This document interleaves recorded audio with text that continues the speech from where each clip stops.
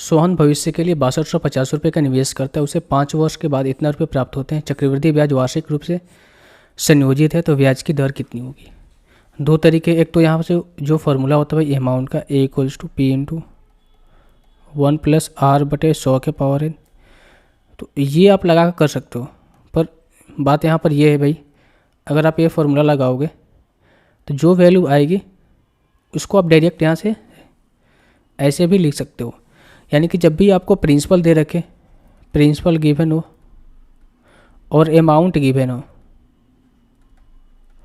अगर आपसे रेट पूछे भाई तो आपको क्या करना है, रेट = होता है क्या कि हमें अमाउंट को ऊपर रखना है, प्रिंसिपल को नीचे रखना है, और जितने साल के लिए बोल के रखे यानी कि nth रूट इसका निकाल देना है।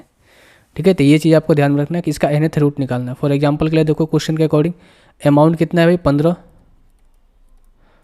5/2 में, और प्रिंसिपल कितना है 6250।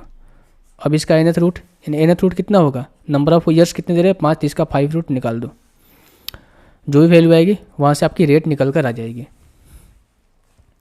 अब देखो, अगर मैं इसको काटना चाहूँ तो मैं काट सकता हूँ, 2 से मैं काट ही सकता हूँ, 2 × 7 = 14, 7 × 7 = 6, और ये हो जाएगा कितना आपका, 2 × 3 = 6, 0 2 दूनी 4, 2 × 5 = 10, 30 25। अब नीचे 5, नीचे कितना आ रहा है 25 आ रहा है ना भाई, 5 आ रहा है, तो जाहिर सी वैल्यू है भाई ये 2 × 3 = 6, 2 × 1 = 2, 31 25 आ रही है। यानी कि जाहिर सी वैल्यू जो नीचे वाली वैल्यू है वो 5 के डिविजिबल में होगी, ऊपर वाली वैल्यू 2 और 3 के डिविजिबल में हो सकती है। ठीक है, 70 के 21 और 6 कितना 27, यानी कि 3 और 2 से डिविजिबल है, यानी कि 3 और 2 के मल्टीपल में हो सकती है। यानी कहने का मतलब है कि हम यहाँ से कुछ ऐसे करें, 3 और 2 के कॉम्बिनेशन बनाएं। फॉर एग्जांपल अगर मैं इसको 2 से डिवाइड करके देखूँ, नीचे वाली वैल्यू तो मुझे पता है 5 से डिवाइड होंगी। ठीक है, और 5 का मल्टीपल अगर मैं 125 से भी डिवाइड करके देखता हूँ, इसको नीचे वाली वैल्यू को मैं देख लेता हूँ, 125 से मैं इसको डिवाइड करके देखूँगा तो कितना हो जाएगा आपका, 25 से कितना बार में जाएगा भाई, 2 बार में चला जाएगा, 5 दूनी 10, 2 दूनी 4, 1 5, ये हो जाएगा 2, 250, 3 बार में भी चला जाएगा, कोई दिक्कत नहीं होगा, 25 से 75, ओहो 3 बार में नहीं जाएगा, 2 ही बार में जाएगा। ठीक है, तो हो जाएगा कितना आपका 50 हो जाएगा, और ये हो जाएगा कितना आपका 2, तो हो जाएगा कितना 2, 11 में से 5 जाएगा 7, ये हो जाएगा कितना 5, अब 5 बार में चला जाएगा। यानी कि हम कह सकते हैं कि जब मैं नीचे वाले को जो फैक्टर करूँगा, मैं इस वैल्यू को जो फैक्टर करूँगा, तो भाई इस वैल्यू को जो फैक्टर करूँगा तो क्या हो जाएगा 125 × 25, 125 × 25, या फिर मैं यहाँ से कर सकता हूँ कि 5 के पावर में 5 कह सकता हूँ, नीचे वाली वैल्यू को 5 के पावर 5 कर सकता हूँ।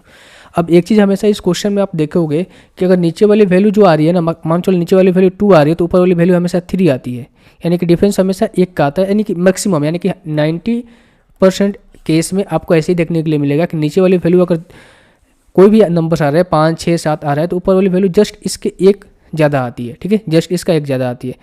यानी कि अगर मैं यहाँ से कहीं ना कहीं 6 का कॉम्बिनेशन यहाँ से बनाता हूँ भाई, मैं बनाकर देख लेता हूँ, क्योंकि सीआई का क्वेश्चन क्या होता है, कैलकुलेटिव तो होता है। अगर मैं यहाँ से 6 का कॉम्बिनेशन यहाँ से बनाता हूँ, 6 का कॉम्बिनेशन, ठीक है भाई, अगर मैं यहाँ से 6 का कॉम्बिनेशन बनाऊँगा तो क्या हो सकता है, 2 के पावर 5 में ले सकता हूँ ना, 2 के पावर 5, 2 के पावर 5 कितना होता है 32 हो जाएगा। और इसके बाद हमें 3 का कॉम्बिनेशन बनाना है, तो 3 का कॉम्बिनेशन कितना हो जाएगा आपका, 3 का क्यों 27 और 3 के पावर 4, मैंने 2 के पावर 5 बनाया तो 3 के पावर भी 5 बनाना पड़ेगा, तभी तो यहाँ से वैल्यू निकलेगी। अब यहाँ से अगर 2 के पावर 5 32 होता है, 3 के पावर 5 कितना हो जाएगा 243। अगर मैं इनको मल्टीप्लाई करता हूँ 3 दूनी के 6, कहीं ना कहीं ये वैल्यू सेटिस्फाई हो रही है। ठीक है भाई, अब यहाँ से भी देख सकते हो भाई 24 तय कितना होता है 72 होता है, यानी कि इसके लगभग में है। तो यानी कि इतना तो श्योर है भाई, इतना श्योर है कि ऊपर वाली जो वैल्यू आएगी, जो रूट में वैल्यू आएगी 2 के पावर 5 × 3 के पावर 5, और नीचे वाली जो वैल्यू आएगी कितनी आएगी 31 25 का हम कह सकते हैं 5 के पावर 5 की। ये बस आपको सोचना पड़ेगा, ऐसा नहीं कि आसमान से टपक जाएगा, नहीं, सोचना पड़ेगा इस चीज़ को, सोचना पड़ेगा भाई इस चीज़ को।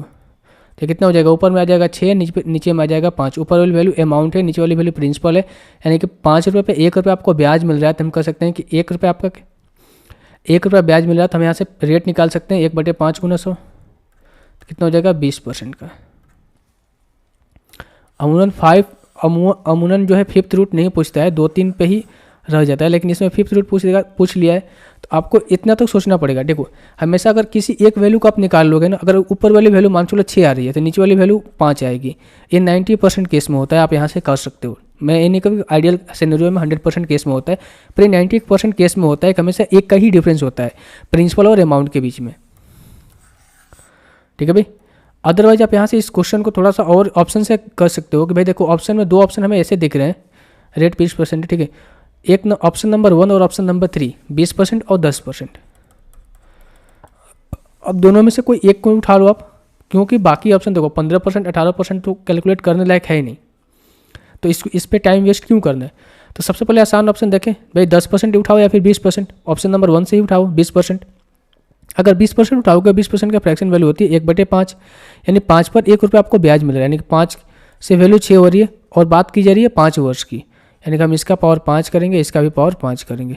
अब देखो 5 के क्यों करोगे कितना हो जाएगा 125 और इंटू 25 कर दो, 25 5 125, 25 दूनी 50 और 5 55 और 25 25 और 5 30।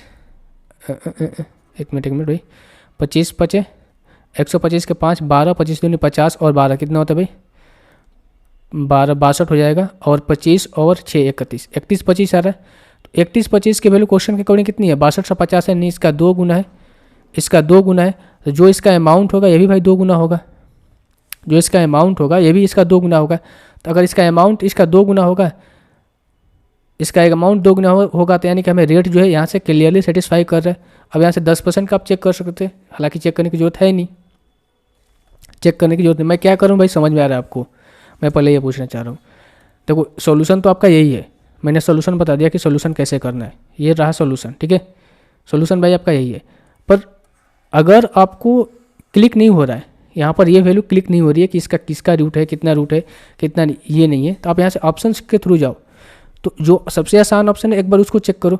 20% का फ्रैक्शन वैल्यू होती है 1/5, प्रिंसिपल 5 रुपये, 1 रुपये आपको ब्याज मिल रहा है, यानी कि 5 की वैल्यू 6 हो रही है। इसका पावर 5 करना है, इसका पावर 5 करना है। जब इसका पावर 5 हमने करके देखा था, हमें जो वैल्यू निकल कर है 31 25 है, और 31 25 के 2 गुना ही वैल्यू क्या है 62 50 है। 31 25 के 2 गुना ही वैल्यू क्या है 62 50 है।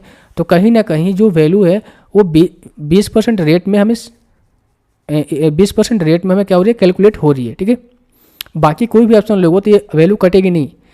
5 के पावर 5 मैंने किया तो 31 25 है, और 31 25 क्या है भाई 62 से 50 को डिवाइड कर रहा है, बाकी कोई वैल्यू डिवाइड नहीं करेगी, आप यहाँ से देख सकते हो, ठीक है भाई।